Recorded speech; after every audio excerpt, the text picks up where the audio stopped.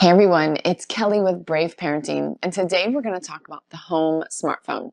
Now, first, parents, do you remember growing up when we had home phones, right, tethered to the kitchen wall?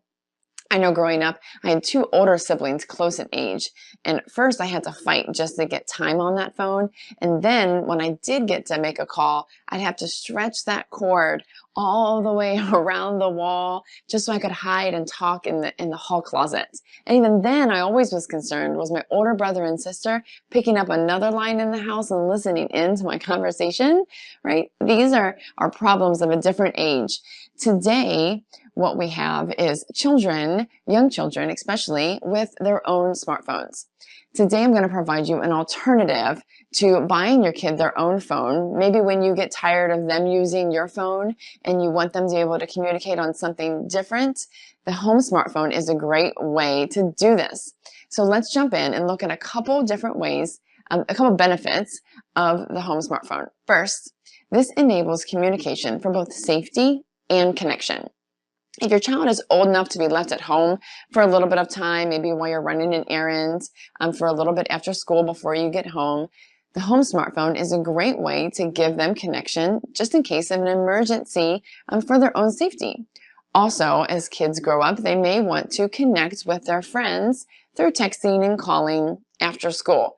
The home smartphone enables that, but in a more public, accountable way, not such of that communication that's all private and on their own phone. And that leads right into one of the best benefits of the home smartphone is that children can learn how to talk and text appropriately. Parents everywhere right now are concerned that our children have lost the ability to effectively communicate.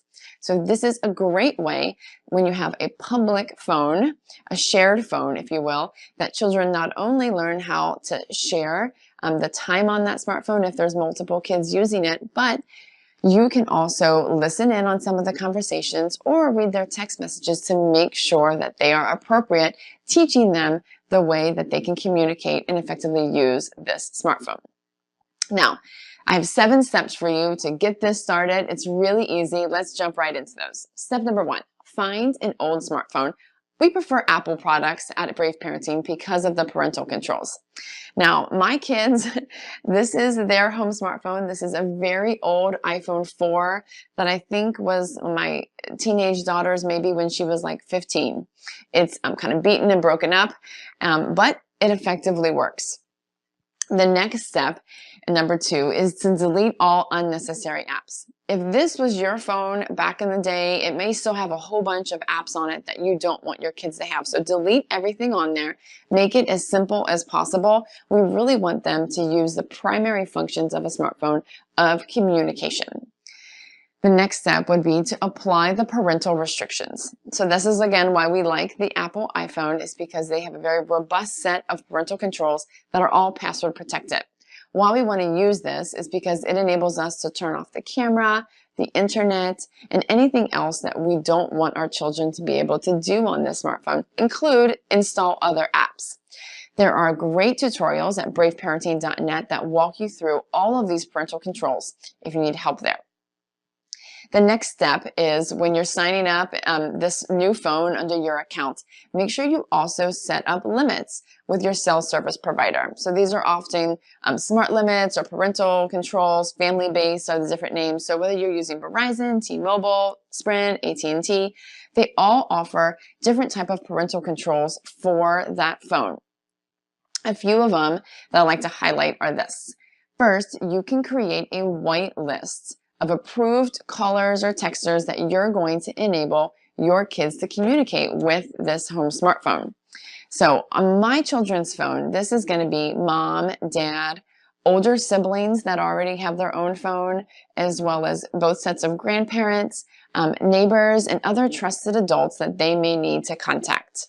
We also allow our kids to give us 5 contacts of their friends that they are able to text. We start with 5 because we want to make sure that with those 5 friends, they're texting effectively and appropriately, and then they can earn more, but they start with 5. They can always make phone calls to other friends that they may want because we encourage that verbal communication as much as possible. But the texting we limit to 5 people, and we do that through this whitelist. Now, how does everyone else not text our children on this phone? Well, we blacklist all the other numbers for texting. So only the numbers that we have approved can actually come in as text messages to our children using this phone. Another great feature is that you can set up time limits through this cellular service provider for when your children can call and text. So that maybe you start first thing in the morning, maybe right before school. Maybe you give them about 30 minutes if they were going to communicate about what they're going to wear to school or something. Or you can give them up to maybe 8 or 9 o'clock, whenever bedtime may be in the evening, and then it shuts it down so they cannot continue using that.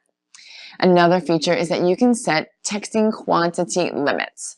As your children really get into this digital communication and texting their friends on a regular basis, it may be helpful to help teach them and show them self-control by putting a limit to something that in this world often feels limitless to them. So setting limits to texting, maybe you say 1,000 texts per month or even less. Even at 1,000, that's about 30 texts a day, which is fully appropriate for a young child to use. And you can do this all through those limits.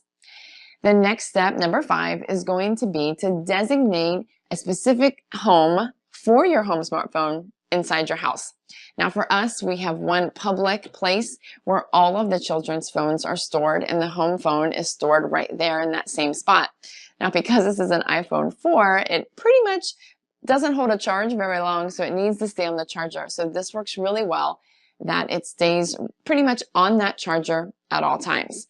Wherever it is, make sure that your children know that that is the home for that phone. So even if they take it off the charger and talk outside or talk in another room, that's where that phone also gets put back to.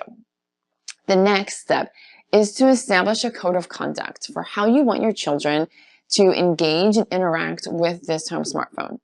One thing I think is very important is to teach your kids to not delete any text messages. This isn't something that you can stop them from doing through a parental control. It truly is an honor code type of lesson that they need to learn. If they're deleting their text messages, you'll never be able to see what kind of communication they're having in order to coach them, which is our step number 7.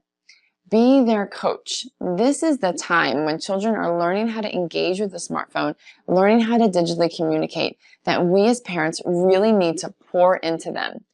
Because we haven't, and we've kind of neglected this, we need to kind of own that, right? This is maybe why our older teenagers have lost some of their ability to communicate. So now with our younger children, as they get used to digital communication, let's coach them. We can listen in on some of their conversations. How are they greeting their friends? How are they hanging up? What do their text messages look like? Are they kind? Are they respectful?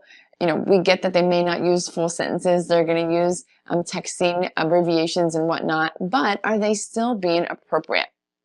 This is super important because the lack of this happening over the past 5 to 10 years has led to our children inappropriately digital communication, such as bullying, shaming, sexting. All of that has come rise because we as parents have kind of neglected this coaching.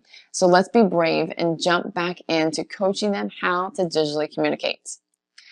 Again, I can't stress the importance and the benefit that my children have gotten from our home smartphone. So if you are considering getting your child their own phone, consider this, the home smartphone. Instead of their own, have one at home. That way you know how to coach them, and they can learn how to share and other great character traits. If you are also looking for ways to build character into your children through standards of not only digital communication, but technology as a whole, this is a great book. I encourage you to jump over to Amazon.com and pick up Brave Parenting's first book, Managing Media, Creating Character, today. You will love it, I am sure. Thank you so much for joining me. My name is Kelly with Brave Parenting. Until next time, go and be brave. And since you're watching on YouTube, please go ahead and give us a thumbs up and subscribe to our channel.